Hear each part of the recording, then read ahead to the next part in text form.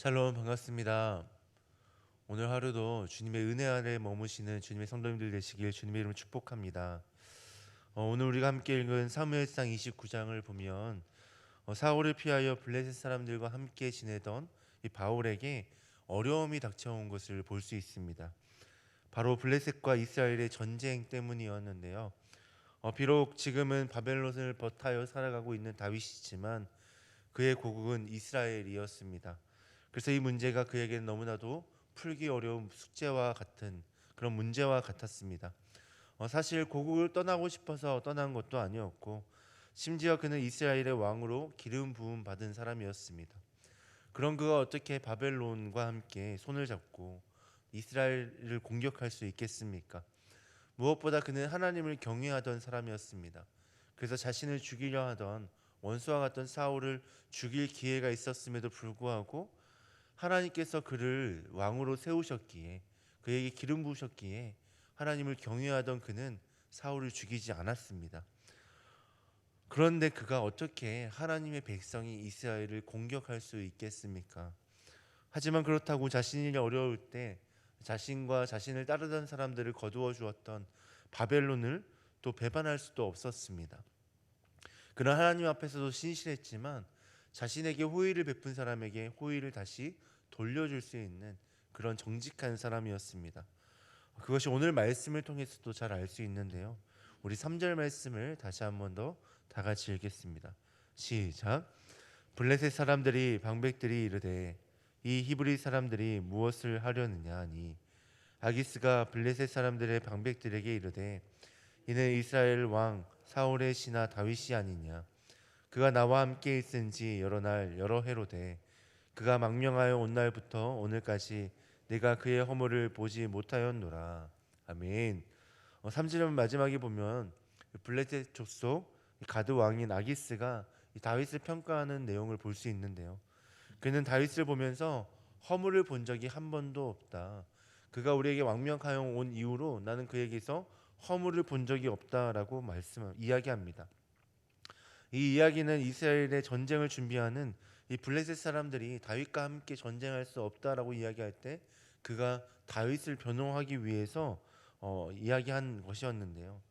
그는 이렇게 하나님께뿐만 아니라 이 사람에게도 정직하게 행했던 사람입니다. 그래서 블레셋이 자신에게 베푼 호의를 다시 호의로 갚아주려고 노력했던 사람이었습니다. 그래서 이 이스라엘과 블레셋과의 전쟁에서 누구 편에도 설 수 없는 어려운 문제가 다윗에게 닥쳐온 것이죠.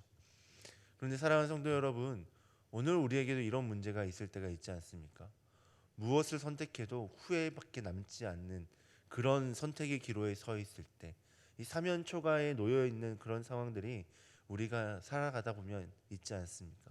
죄송합니다. 제가 성도님들보다 많이 젊은데도 불구하고 인생에 대해서 말씀드려 죄송한데 얼마 살지 않았는데도 저도 그런 경험들이 있더라고요. 뭘 선택해도 후회를 할 수밖에 없고 뭘 선택할 수 없는 그런 상황들이 살다 보니까 있던데 우리 성도님들은 그런 상황을 더 많이 경험하셨을 것 같습니다. 그런데 지금 다윗이 그런 사면초가에 놓인 상황 가운데 있습니다. 그러면 이 다윗은 어떻게 그 상황을 극복했을까요? 사실 다윗이 어떻게 해서 그의 어떠함으로 이 상황을 극복했던 것은 아닙니다. 다윗을 보호하시는 하나님께서 그를 그런 상황 가운데서 건져내셨습니다. 입장이 곤란한 다윗이 어떠한 결정을 내리지 않아도 되도록 하나님께서 그를 인도하셨습니다. 조금 전에 다시 읽었었던 3장을 보면서 알 수 있듯이 이 블레셋 사람들은 다윗이 그와 함께 그들과 함께 이스라엘과 전쟁에 나아가는 것을 별로 좋아하지 않았습니다. 그가 허물이 없었지만 그는 원래 이스라엘의 사람이었을 뿐만 아니라 그는 이스라엘에서 용맹하다고 이름이 났었던 큰 용사였었기 때문입니다. 사무엘상 18장을 보면 이 골리앗을 죽이고 돌아온 다윗에게 이스라엘 백성들은 사울이 죽인 사람은 천천히요 다윗은 만만히로다라고 그렇게 그를 칭찬하는 모습을 볼 수 있는데요. 근데 오늘 우리가 읽은 말씀에서도 보면 동일한 이야기가 나옵니다. 물론 이 고백을 했던 사람들은 이스라엘 백성들이 아니었습니다. 블레셋 사람들이 이스라엘에서 다윗을 어떻게 생각하는지를 이야기하면서 썼던 표현인데요. 그만큼 다윗은 블레셋 사람들에게도 유명한 용사였습니다. 두려운, 만약에 다윗이 자신의 적이라면 이 두려운 존재였다라는 것이죠. 그래서 그가 혹시나 변심하지는 않을까, 자신의 고국으로 다시 돌아가서 그 고국의 입장에서 싸우면 어떻게 하나라는 두려운 마음에 그가 전쟁에 참가하기를 원하지 않았는데요. 아기스가 그에게 허물이 없었다, 그가 우리와 함께하는 동안 단 한 번도 허물이 본 적이 없다라고 변호했음에도 불구하고 그들은 다윗이 전쟁에 참가하는 것을 원하지 않았습니다. 이렇게 결국 다윗은 자신의 결정으로가 아닌 타인의 결정으로 전쟁에 참가하지 않게 된 것입니다. 그런데 사랑하는 성도 여러분, 이 일이 우연일까요? 그들이 다윗을 배제하고자 했던 것이 우연히 일어난 일일까요? 블레셋에서 나온 두 입장은 근거가 타당했습니다. 다윗이 원래 고국으로 돌아가서 우리를 배반할 거다, 그렇게 의심할 법도 하고요. 또 다윗이 이때까지 행했던 그 허물 없는 모습들, 정직한 모습들을 보면서 그가 우리의 편에서 싸워줄 거다, 지금도 우리와 함께 동행하고 있지 않는가라고 이야기하는 것도 충분히 타당한 근거를 가지고 논리 있게 이야기하는 것 같습니다. 그런데 이런 수령들의 의견이 엇갈린 것이 우연이었을까요? 다윗이 배신할 의심은 충분히 있었습니다. 그런 여지가 있었지만 그럼에도 불구하고 이 전쟁은 누가 이길지 모르는 것이지 않습니까? 당시 이스라엘 백성들은 만반의 준비를 했었습니다. 사울은 이 전쟁을 위해서 여러 가지 준비를 했었고요.